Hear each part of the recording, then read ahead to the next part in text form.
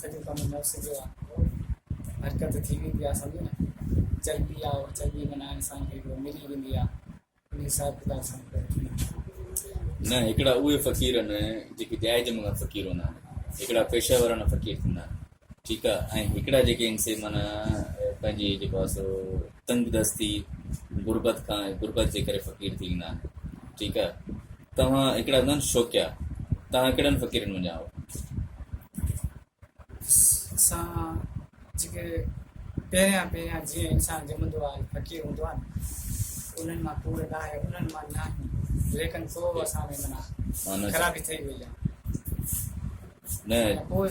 ख़राबी चर्बी मिली वई आहे के बात वग़ैरह या छा के बाद तव्हां की छा थियो बचपन में बचपन में माना वठिजी वियुमि माना गर्भ जो असरु थी वियो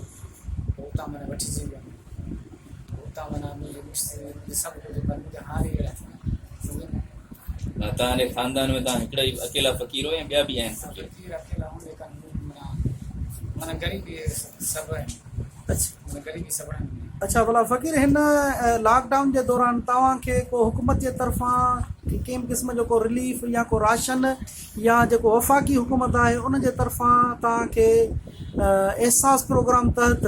छा तव्हांजो नालो आयो आहे या कीअं तव्हांजे कीअं अहिड़े फ़क़ीर जो नालो आयो हुजे त उनखे असांखे थोरो ॿुधाइजो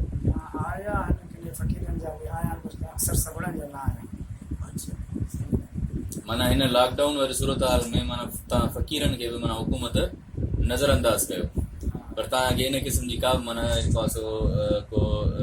राशन पाणी जी मद में या एहसास प्रोग्राम जी मद में तव्हांखे कुझु बि न मिलियो आहे तव्हांखे तव्हां जेको ठीकु आहे हीअ तव्हां जेको फ़क़ीरी लॾो आहे मीन्स तव्हां दर दर ते वञी करे गदागिरी कयो था त उन में तव्हांखे माना के छा लॉकडाउन में तव्हां ते जेको आहे सो असरु पियो इन शइ जो पर ईअं थियो कॾहिं त तव्हां ज़िंदगी में कॾहिं 2 वेला 3 वेला बुख काटी हुजे केतिरो टाइम घणा दफ़ा ईअं थियो 3 ॾींहं त माना मुकमल माना 3 ॾींहं बि तव्हां बुखूं काटियूं हिन लॉकडाउन वारी सूरत हाल में या खां पहिरीं माना गवर्नमेंट तव्हां भला तव्हांजी का इन हवाले सां या ज़िले इंतिज़ामिया या तालुके जी का इंतिज़ामिया तव्हां सां को इन हवाले सां को तावन वग़ैरह हिन महिल ताईं कयो आहे